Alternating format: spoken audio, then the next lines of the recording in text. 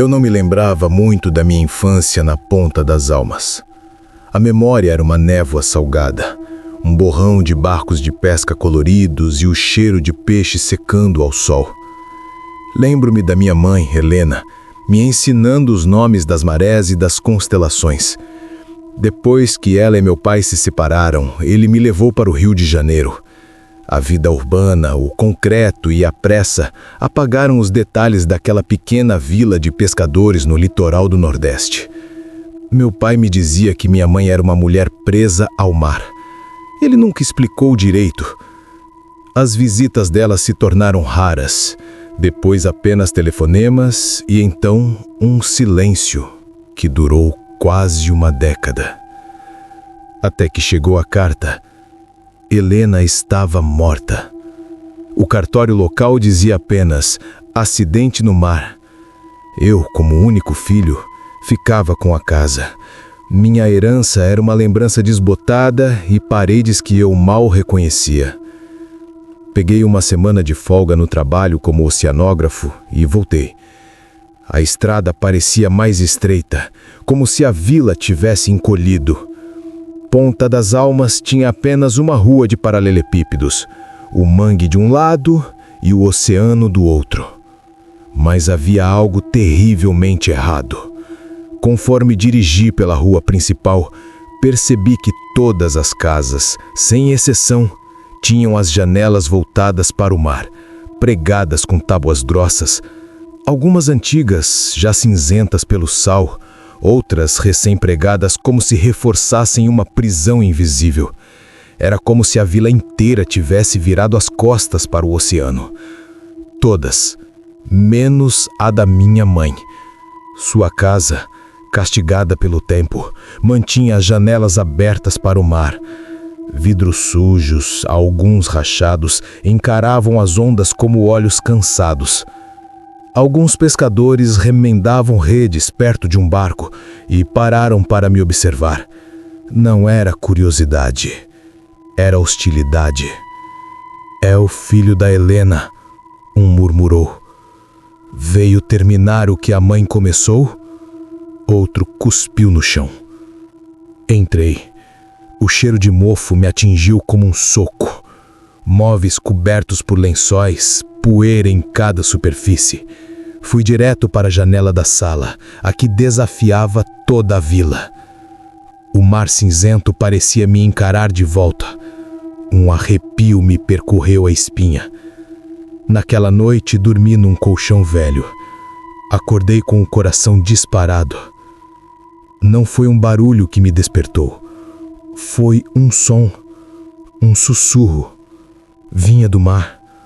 Um lamento melancólico que se confundia com a quebra das ondas. Não eram palavras, era dor, uma busca.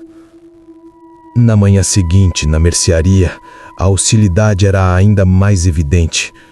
As pessoas desviavam o olhar. Só um garoto magro, Tiago, de uns 16 anos, teve coragem de se aproximar. Você é o filho da bruxa? Ele disse sem malícia, apenas curiosidade. Por que a chamavam assim? Perguntei. Por causa das janelas e por causa do que ela trouxe. E então ele contou. Depois de uma tempestade terrível, anos atrás, o sussurro apareceu. Pessoas começaram a ouvir o chamado do mar. Ficavam estranhas, perdiam o apetite, passavam horas olhando fixamente para as ondas. Algumas caminhavam até a água e nunca mais voltavam. A sussurrante, Tiago murmurou como se a palavra fosse perigosa. Ela procura alguma coisa. Se acha que está na sua casa, ela chama. O sussurro entra pelas janelas. Para sobreviver, os moradores vedaram cada abertura voltada para o mar. Menos Helena. Ela dizia que não se pode virar as costas para sempre, que devíamos algo ao oceano. Aquela noite em que ouvi o sussurro não tinha sido imaginação. Nos dias seguintes, revirando a casa, encontrei sob o assoalho da cozinha uma caixa de metal enferrujada. Dentro, os diários da minha mãe. Eu não me lembrava muito da minha infância na ponta das almas. A memória era uma névoa salgada, um borrão de barcos de pesca coloridos e o cheiro de peixe secando ao sol. Lembro-me da minha mãe, Helena, me ensinando os nomes das marés e das constelações. Depois que ela e meu pai se separaram, ele me levou para o Rio de Janeiro. A vida urbana, o concreto e a pressa apagaram os detalhes daquela pequena vila de pescadores no litoral do Nordeste. Meu pai me dizia que minha mãe era uma mulher presa ao mar. Ele nunca explicou direito. As visitas dela se tornaram raras, depois apenas telefonemas e então um silêncio que durou quase uma década. Até que chegou a carta. Helena estava morta. O cartório local dizia apenas acidente no mar. Eu, como único filho, ficava com a casa. Minha herança era uma lembrança desbotada e paredes que eu mal reconhecia. Peguei uma semana de folga no trabalho como oceanógrafo e voltei. A estrada parecia mais estreita, como se a vila tivesse encolhido. Ponta das Almas tinha apenas uma rua de paralelepípedos, o mangue de um lado e o oceano do outro. Mas havia algo terrivelmente errado. Conforme dirigi pela rua principal, percebi que todas as casas, sem exceção, tinham as janelas voltadas para o mar, pregadas com tábuas grossas, algumas antigas, já cinzentas pelo sal, outras recém-pregadas como se reforçassem uma prisão invisível. Era como se a vila inteira tivesse virado as costas para o oceano. Todas, menos a da minha mãe. Sua casa, castigada pelo tempo, mantinha as janelas abertas para o mar.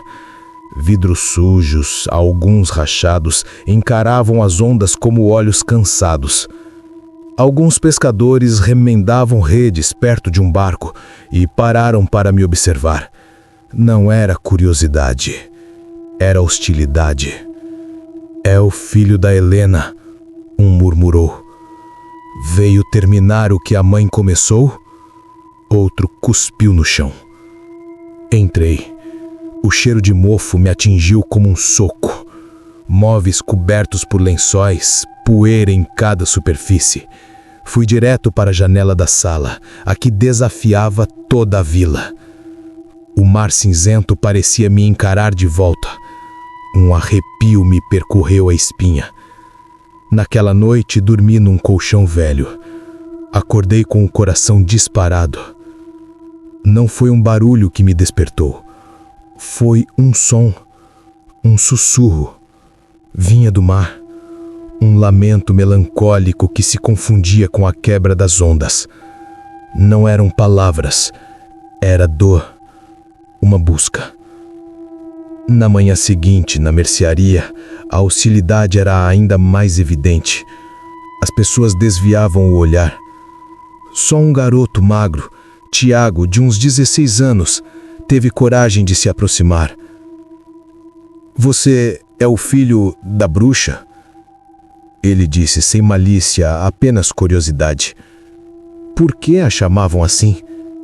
Perguntei.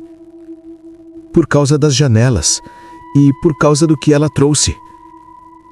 E então ele contou. Depois de uma tempestade terrível, anos atrás, o sussurro apareceu.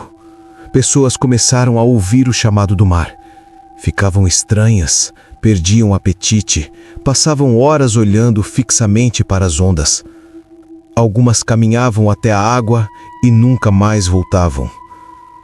"A sussurrante", Tiago murmurou como se a palavra fosse perigosa. "Ela procura alguma coisa. Se acha que está na sua casa, ela chama. O sussurro entra pelas janelas." Para sobreviver, os moradores vedaram cada abertura voltada para o mar. Menos Helena. Ela dizia que não se pode virar as costas para sempre, que devíamos algo ao oceano. Aquela noite em que ouvi o sussurro não tinha sido imaginação. Nos dias seguintes, revirando a casa, encontrei sob o assoalho da cozinha uma caixa de metal enferrujada. Dentro, os diários da minha mãe.